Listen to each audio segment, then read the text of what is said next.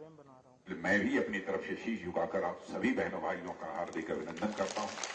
आप सभी का मुझे नहीं पता था, मुझे तो यहाँ फ्रेम देखना भी है ना बाकी। जिस समय राजेंद्र राणा ने मेरे हाथ में तलवार दी, तो राजेंद्र राणा भी कह रहे थे, गांधी जी भी कह रहे थे, और हमारे बगल में निहाल चंद जी भी कह रहे थे, खोल दीजिए खोल दीजिए खोल दीजिए। भाई मैंने कनेक्ट करके दिया था, इनका फ्रेम देना होता है, इनको पूरा का पूरा। तो मैंने कहा जनता के सामने तलवार मैं नहीं खोलूंगा। आगे से ध्यान रखना।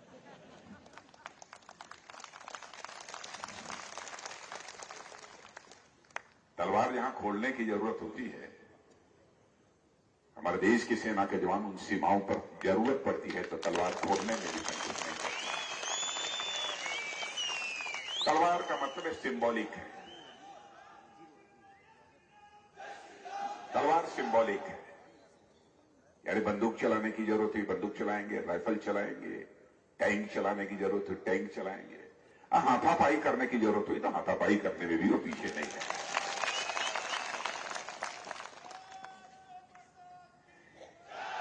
इसीलिए मैंने तलवार खोला नहीं। लेकिन बहनों भाइयों, मैं यह अपील करने आया हूं कि हिमाचल प्रदेश का जहां तक प्रश्न है, यह सीमावर्ती राज्य है और आपका पड़ोसी देश कैसा है यह मुझे बतलाने की जरूरत नहीं है। सीमावर्ती राज्य में कभी भी कमजोर सरकार नहीं होनी चाहिए। सीमावर्ती राज्यों में राष्ट्रवादी सरकार होनी चाहिए और राष्ट्र की सुरक्षा के लिए चाहे कितना भी बड़ा जोखिम क्यों न उठाना पड़े, जोखिम उठाने की उसकी कलेजे में ताकत होनी चाहिए।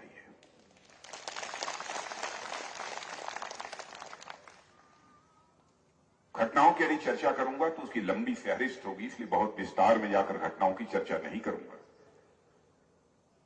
लेकिन हाल में ही जो इंडो चाइना स्टैंड ऑफ हुआ था भारत और चीन के बीच 2020 में, आप लोगों को जानकारी नहीं होगी, लेकिन देश का रक्षा मंत्री होने के नाते मुझे अच्छी तरह जानकारी है इस बात की कि बहनों भाइयों, जिस तरीके से हमारे सेना के जवानों ने उस स्टैंड ऑफ के दौरान अपने शौर्य और पराक्रम का परिचय दिया है, अपना बलिदान दिया है, सारी दुनिया को यह संदेश चला गया कि भारत अब यह कमजोर भारत नहीं है, भारत बल्कि दुनिया का एक ताकतवर देश बन चुका है।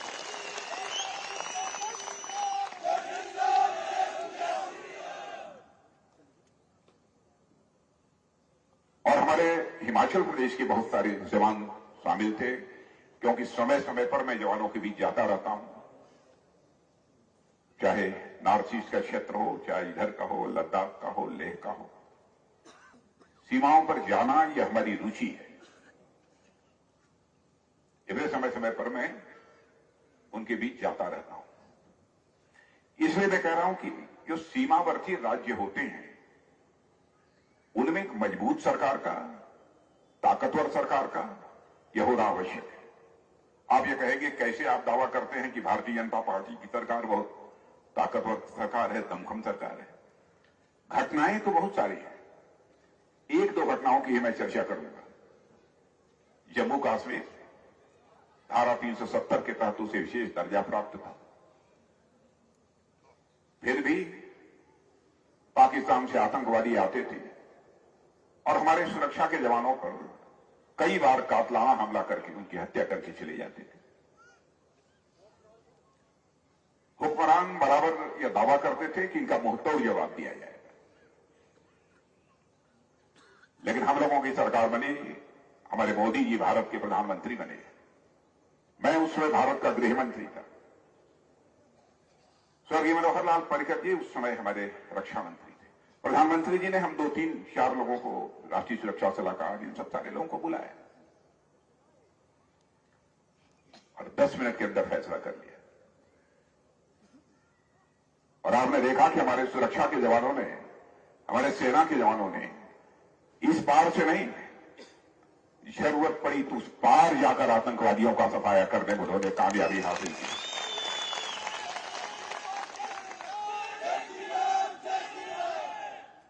हमने यह साफ संदेश दुनिया को दे दिया कि भारत अब कमजोर भारत नहीं है, हम केवल इस पार से ही नहीं मार सकते, जरूरत पड़ी तो हम उस पार भी जाकर मार सकते हैं। यह भारत के अंदर दमखम है।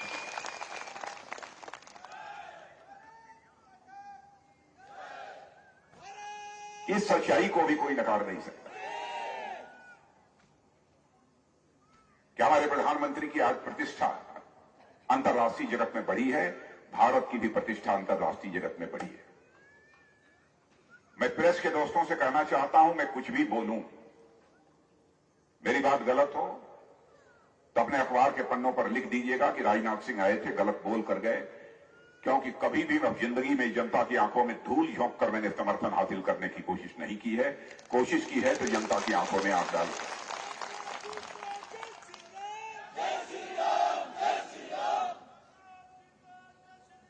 मेरे बहन भाइयों, दुनिया के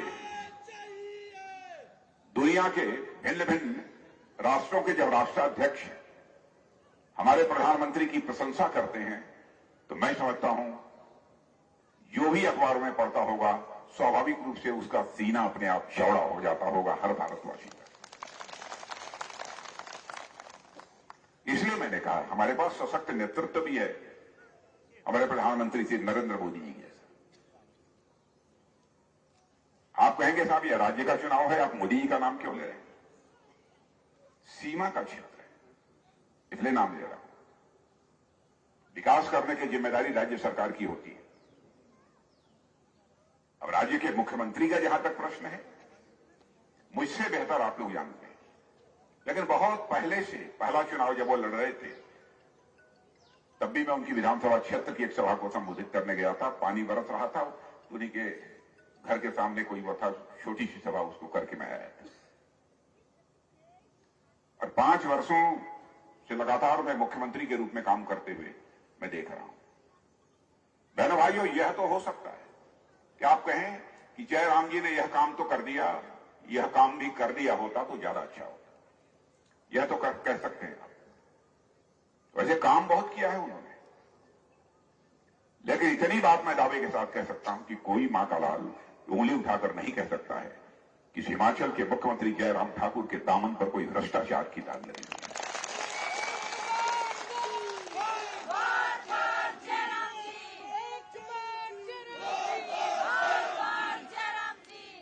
मेरे भाइयों, क्या यह सच नहीं है? कांग्रेस की हुकूमत आपने देखी है, कांग्रेस की हुकूमत में बराबर हर हुकूमत में कभी न कभी भ्रष्टाचार के गंभीर आरोप लगे हैं। क्या कारण है? 8.5 वर्षों से हम केंद्र में काम कर रहे हैं, हमारे ऊपर भ्रष्टाचार अथवा हमारे मंत्री के ऊपर भ्रष्टाचार का आरोप क्यों नहीं? कांग्रेस तो लगा सकती है, क्यों नहीं लगा रही है? सब तो सब रक्षा मामलों में भी जीप घोटाला, हेलीकॉप्टर घोटाला, ये भारतीय जनता पार्टी के शासनकाल में नहीं हुआ है मेरे बहनों भाइयों, ये हुआ है तो कांग्रेस के शासनकाल में।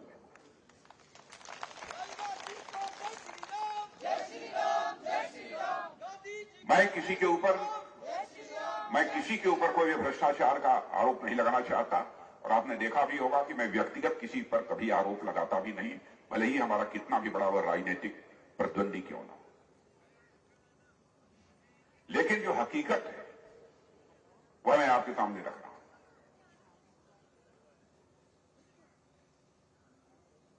राजीव गांधी जी ने एक बार कहा था, भाई मैं चाहता हूं कि भ्रष्टाचार रुके, और बोलते हुए उन्होंने यह भी कहा था, क्या करें प्रधानमंत्री जी,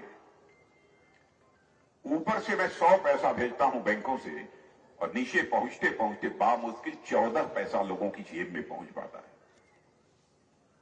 क्या बहनों भाइयों ये सच नहीं है? आज हमारे प्रधानमंत्री श्री नरेंद्र मोदी यदि 100 पैसा बैंकों से भेजते हैं तो 100 का 100 पैसा आपके खाते में पहुंचता है, 1 पैसा भी इधर उधर नहीं होने पाता।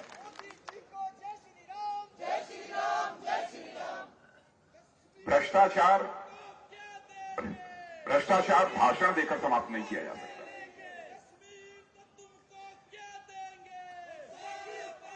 भ्रष्टाचार भाषण देकर समाप्त नहीं किया जा सकता।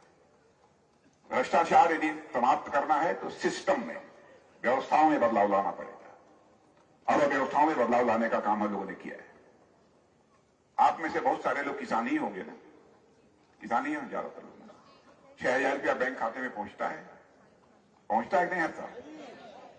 तो आज सुन लीजिए, 6,000 तो मिलेगा ही हमारी यहां सरकार बनने के बाद, 3,000 राज्य सरकार की तरफ से और आपके खाते में जाएगा।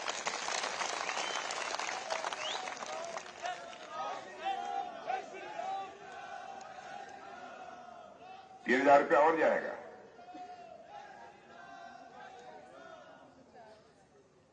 माताएं बहनें, आप भी बैठी हो, आपको मुफ्त गैस सिलेंडर मिलता है। अब हमारे गरीब परिवार की महिलाओं को 3 मुफ्त में गैस सिलेंडर मिलेगा, 3 मुफ्त में। यह भी हम लोगों ने तय किया। और मैं देख रहा हूं कि हिमाचल में आता हूं तो बहुत सारी माताएं बहनें सार्वजनिक सभाओं में बड़ी संख्या में बैठी रहती है। और मैं बताना चाहता हूं, अब आपके दिन आ गए हैं।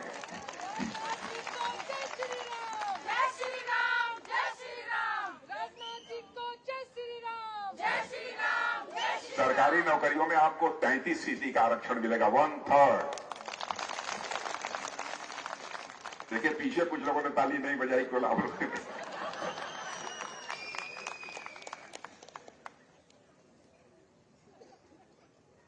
हमारी सरकार दूर की देखने वाली है,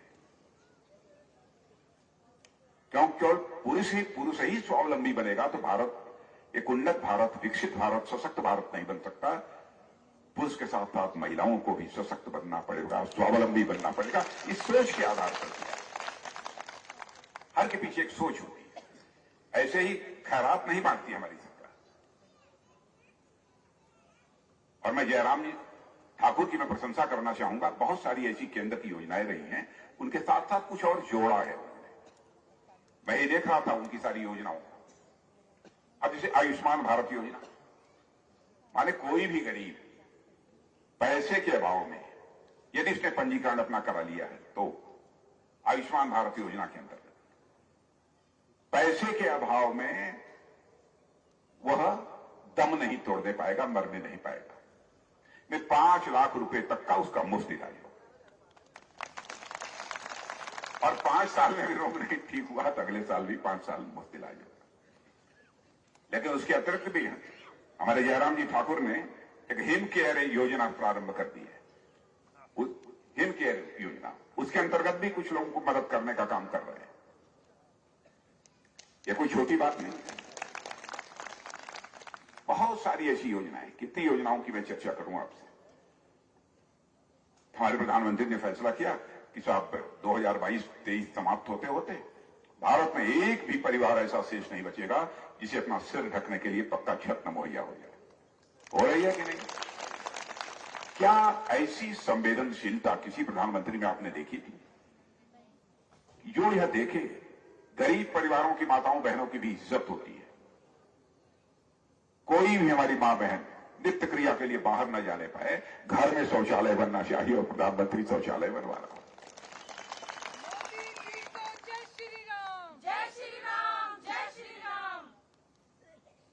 कई कदम।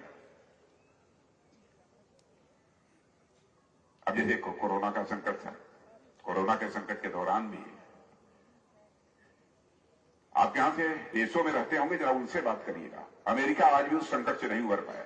दुनिया का सबसे धनवान देश, ताकतवर देश माना जाता है। चाइना भी आज भी नहीं उबर पाया, लॉकडाउन की स्थिति पैदा हो रही है। और भारत में भी जब कोरोना आया था तो उस समय यहां पर वैक्सीन नहीं बनती थी। लोग कहते थे, कुछ हमारे विरोधी लोग तो ये पूजा करने लगे थे कि मोदी जी गए गए गए गए। लेकिन जिस तरीके का हमारे प्रधानमंत्री ने यहां पर मैनेजमेंट किया है, प्रबंधन किया है, कि हम लोगों ने वैक्सीन अपने देश में बनाना प्रारंभ कर दिया। और केवल देशवासियों को ही 2-2, 3-3 डोज नहीं लगवाई है, बल्कि दुनिया के 100 देशों को वैक्सीन मुहैया कराने का काम किया है।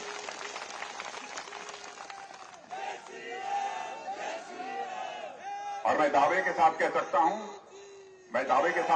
हूं कि यहां के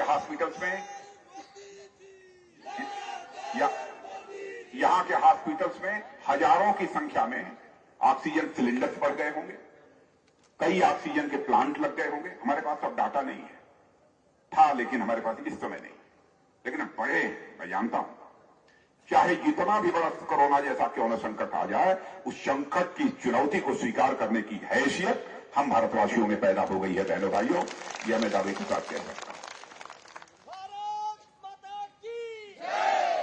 आप ये कहेंगे कि साहब आपकी पार्टी है, आपके मुख्य प्रधानमंत्री हैं, तो आप तारीफ तो करेंगे। केवल मैं तारीफ नहीं कर रहा हूं, विश्व स्वास्थ्य संगठन, वर्ल्ड हेल्थ ऑर्गेनाइजेशन ने भी भारत के प्रधानमंत्री की, भारत की जिस तरीके से कोरोना संकट से निपटने का प्रबंधन किया है, उसकी तारीफ की है विश्व स्वास्थ्य संगठन ने, वर्ल्ड हेल्थ ऑर्गेनाइजेशन। केवल मैं नहीं कह रहा हूं कि आप लोगों से वोट लेने के लिए।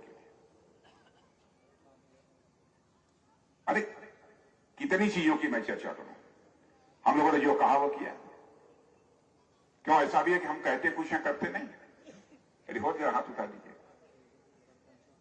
करते हैं। हम लोग 51 से जनसंघ के रूप में से जब से यात्रा प्रारंभ की है राजनीतिक, तब से हम कहते आए हैं हमारी सरकार बन जाएगी तो धारा 370 समाप्त करेंगे। तो हमारे कांग्रेसी मित्र लोग कहते थे ये जनसंघी जनता के आंखों में धूल झोंकते हैं, जब चुनाव आता है धारा 370 लिखा है। लेकिन बहनों भाइयों, हम लोगों ने कहा था जब हमको बहुमत मिल जाएगा संसद के दोनों सदनों में, और आपने देखा संसद के दोनों सदनों में बहुमत मिल गया, चुटकी बजाकर हमने धारा 370 को समाप्त कर दिया। और जम्मू कश्मीर का भी वही दर्जा है जो हिंदुस्तान के अन्य राज्यों का दर्जा।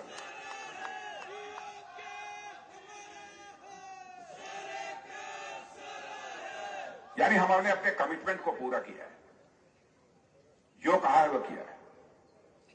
हम यूनिफॉर्म सिविल कोड की बात आज से नहीं कर रहे हैं, 1951 से कर रहे हैं। लोग कहते थे समाज को बांटकर वोट लेना चाहते हैं।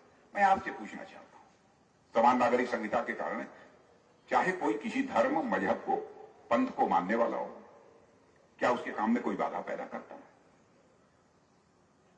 नागरिक सुविधाएं सबको समान मिलनी चाहिए, इसमें क्यों आपत्ति होनी चाहिए? गोवा में समान नागरिक संहिता तो बहुत पहले से है, क्या संकट पैदा हो गया गोवा में? केवल जनता की आंखों में धूल झोंककर उनका समर्थन हासिल करना चाहते हैं।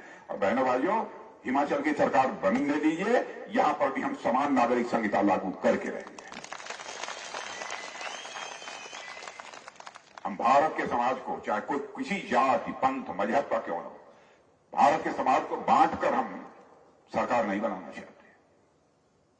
हम समाज को जोड़कर सरकार बनाना चाहते हैं, क्योंकि हमें एक सशक्त और स्वावलंबी और स्वाभिमानी भारत का निर्माण करना। हमने जो कहा था उसको पूरा करने जा रहे हैं। हम बार बार कहते थे 1984 से कि हमारी सरकार बन जाएगी तो अयोध्या की धरती पर भव्य राम का मंदिर बनकर रहेगा। तो आप सब लोग नारा लगाते थे जय श्री राम। बाद में कुछ लोग ये भी कहने लगे थे, ये जब भाजपाई जब आता है अयोध्या जी को लेकर चले आते हैं, राम और ये राम मंदिर बनेगा होनेगा नहीं। बहनों भाइयों, राम मंदिर बन रहा है, भव्य स्वरूप। आपने टेलीविजन के पर्दे पर कुछ देखा है कि नहीं देखा? बाबा काशी विश्वनाथ का दर्शन करने गए हैं कि नहीं? उस कॉरिडोर को औरंगजेब के ध्वस्त किया, जाकर देखा है उसको? आज क्या भव्य स्वरूप है। उज्जैन के महाकाल का भव्य स्वरूप भी शायद टेलीविजन के पर्दे पर आपने देखा होगा। बद्रीनाथ, केदारनाथ, सोमनाथ, यानी सांस्कृतिक पुनर्जागरण भी यह आवश्यक है। कोई कहेगा सांस्कृतिक पुनर्जागरण, आपकी संस्कृति, कल्चर की आपको क्या चिंता पड़ी है? बहनों भाइयों, इसलिए चिंता पड़ी है, दुनिया का अकेला देश यह भारत है। दुनिया का अकेला देश भारत है। यहां के सांस्कृतिक मूल्यों में विश्वास करने वाले ऋषियों और मनीषियों ने भारत की सीमा में रहने वाले लोगों को ही अपने परिवार का सदस्य नहीं माना है, बल्कि पूरे विश्व की धरा पर रहने वाले लोगों को अपने परिवार का सदस्य मानते हुए वसुधैव कुटुंबकम का संदेश दुनिया के किसी एक देश की धरती से गया है तो केवल और केवल हमारे और आपके देश की धरती भारत से दुनिया को गया।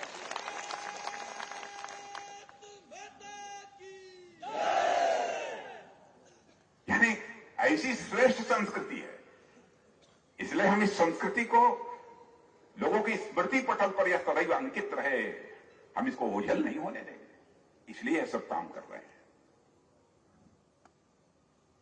कल्पना कर सकते हैं, यह संस्कृति दुनिया किसी देश की है कि जिस काले सर्प के काट लेने के बाद मरने की पक्की गारंटी होती है, नाग पंचमी के दिन इस भारतीय संस्कृति को मानने वाले लोग उस काले नाग को, काले सर्प को भी दूध पिलाकर, शुद्ध दूध पिलाकर उसके भी दीर्घजीवी होने की कामना करते हैं। धन्य है भारत, धन्य है भारत। इसलिए सांस्कृतिक पुनर्जागरण की भी आवश्यकता है, इसलिए कर रहे हैं। अपने कांग्रेस दोस्तों को मैं कहना चाहता हूं कि आप लोग भी विद्वान हैं, चीजों को समझिए और इस काम को हम लोग कर रहे हैं। हिमाचल वो वैसे छोटा राज्य है, 4 संसदीय क्षेत्र हैं। कांग्रेस सरकार बना देती थी, अपना वो लोग सरकार चलाते थे, जो होता था वो भगवान जाने, उससे मेरा कोई लेना देना नहीं। लेकिन कभी भी हिमाचल राज्य का कोई सत्ताधारी दल का राष्ट्रीय अध्यक्ष नहीं बना हो। पहली बार हुआ है, पहली बार जेपी नड्डा जी को भारतीय जनता पार्टी सत्ताधारी दल, भारतीय जनता पार्टी सत्ताधारी दल अपनी पार्टी का राष्ट्रीय अध्यक्ष बनाया। मैं भी 2 बार पार्टी का राष्ट्रीय अध्यक्ष रहा हूं, लेकिन उत्तर प्रदेश देश के सबसे बड़े राज्य से आता हूं, जो कि एक छठा, विश्व का एक छठा देश है, 5वां छठा देश है, जनसंख्या उतनी है। तो बात समझ में आती है कि वहां का भी राष्ट्रीय अध्यक्ष होगा तो ज्यादा सीटें जीतेंगे। लेकिन हम लोगों ने इस नजरिए से नहीं देखा, हमारे प्रधानमंत्री ने इस नजरिए से नहीं देखा। छोटा राज्य है, यहां का राष्ट्रीय अध्यक्ष नहीं होना चाहिए। हमारा प्रधानमंत्री यह सोचता है, मेरे बहनों भाइयों, शरीर में, हाथ में 5 उंगलियां होती हैं, एक उंगली भी कट जाती है तो पूरे शरीर को दर्द होता है, शरीर को पीड़ा होती है। बोले हर उंगली की हिफाजत करनी चाहिए, वो छोटी हो या बड़ी हो।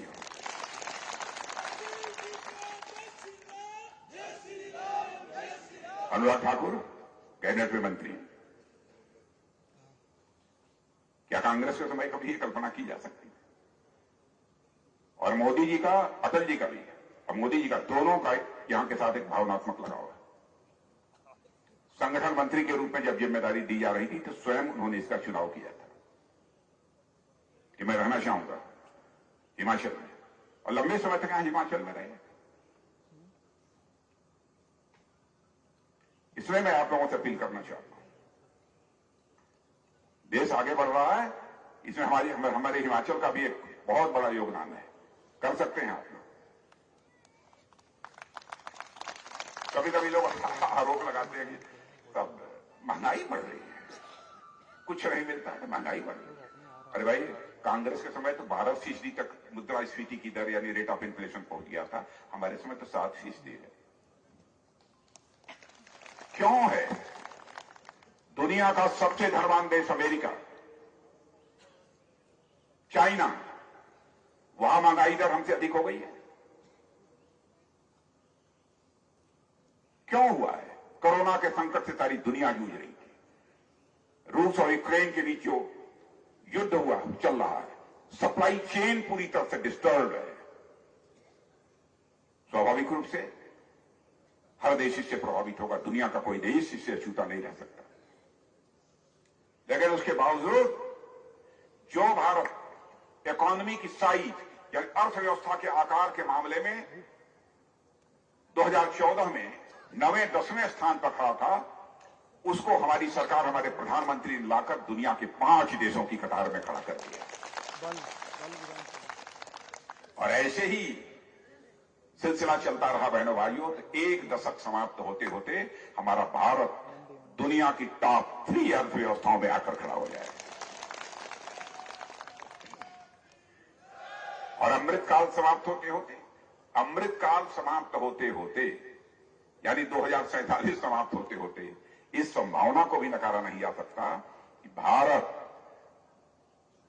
दुनिया की सबसे बड़ी अर्थव्यवस्था बनकर खड़ा हो जाए। यह सब चीजें हो रही हैं, इसलिए मैं आप सबका समर्थन मांगने के लिए आया हूं। और यह तो हमारे अपना सर्वस्व न्यौछावर कर देने वाले बहादुर सेना के जवानों की भी यह धरती है। एक से एक लोगों ने हिमाचल की माताओं ने ऐसे ऐसे सपूत पैदा किए हैं जो कि भारत की सीमाओं की रक्षा के लिए अपना सर्वस्व बलिदान किया है। हिमाचल की माताओं बहनों और बहनों भाइयों, मैं तो कहना चाहूंगा कि हमारे सेना के जवानों ने शौर्य और पराक्रम किया है, जो बलिदान दिया है, उनके सम्मान में एक बार तालियों से उनका अभिनंदन किया जाना चाहिए।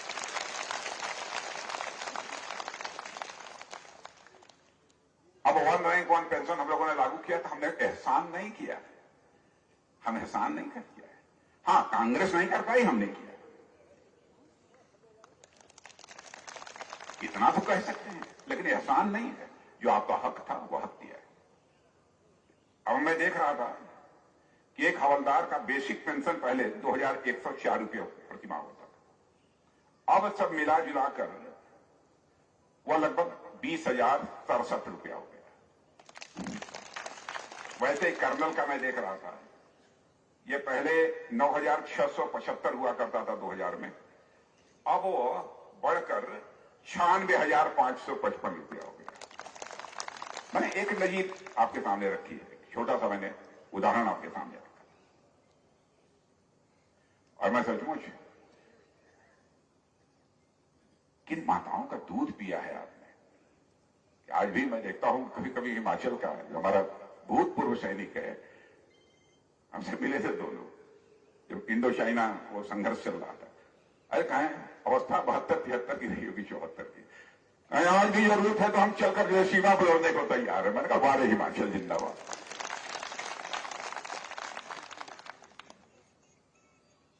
ये स्थिति है।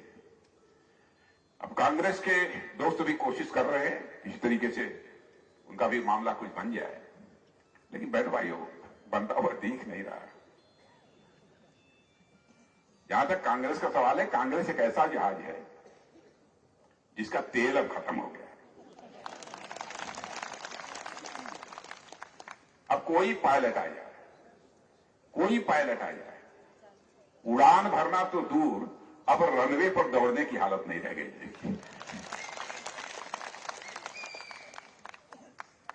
बड़ी हालत खराब है। आप लोग क्रिकेट जानते हैं कि नहीं?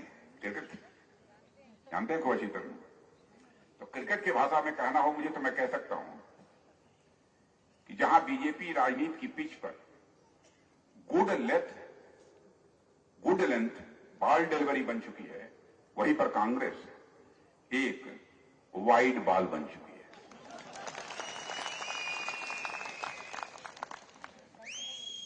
आम आदमी पार्टी की बात क्या करें, वो तो नो बॉल से अधिक कुछ नहीं है।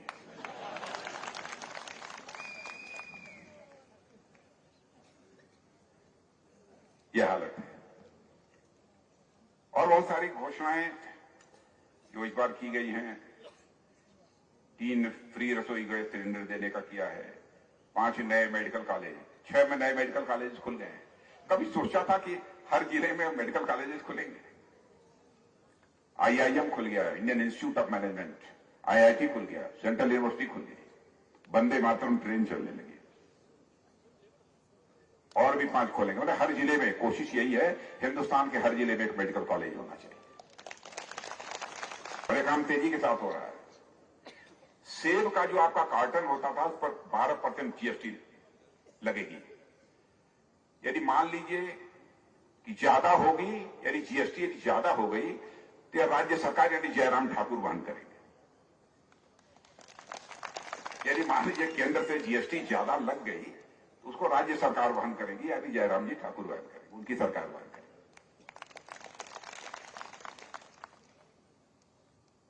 अच्छा, वो कोरोना के दौरान जो प्रधानमंत्री गरीब कल्याण योजना के अंतर्गत जो राशन मिलता था वो मिल रहा है ना?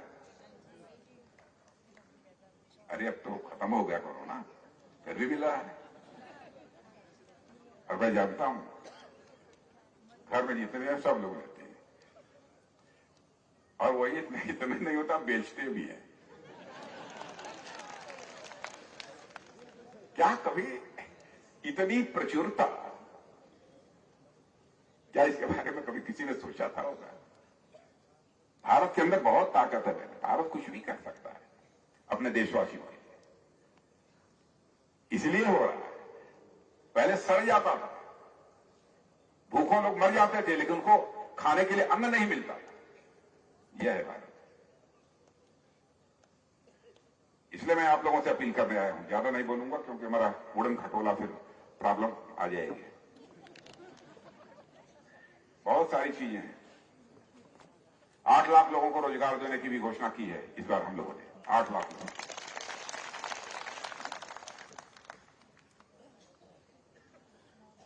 माता और नवजात की, यानी कोई शिशु पैदा हुआ है तो उसकी देखभाल के लिए महिलाओं को 25,000 रुपए की राशि मिलेगी। इतने में काम चल जाएगा ना।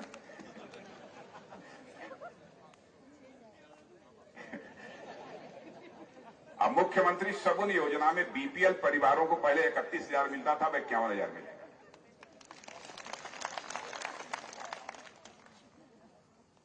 अब ज्यादा बोलेंगे तो आप लोग भी कहेंगे कि बहुत हो गया। लेकिन बहनों भाइयों, यही मैं आप सबसे निवेदन करूंगा। इंदर सिंह जी गांधी ठीक है ना?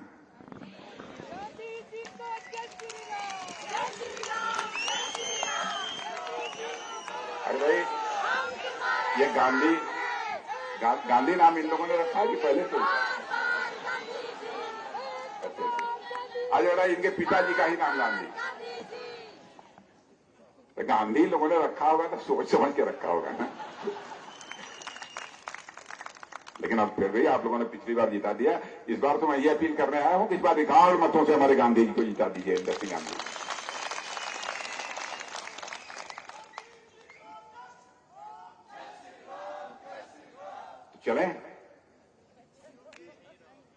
चलें चलते हैं। चलिए बोलिए, भारत माता की, भारत माता की। बहुत बहुत धन्यवाद।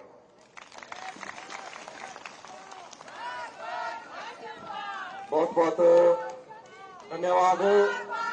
देश के यशस्वी रक्षा मंत्री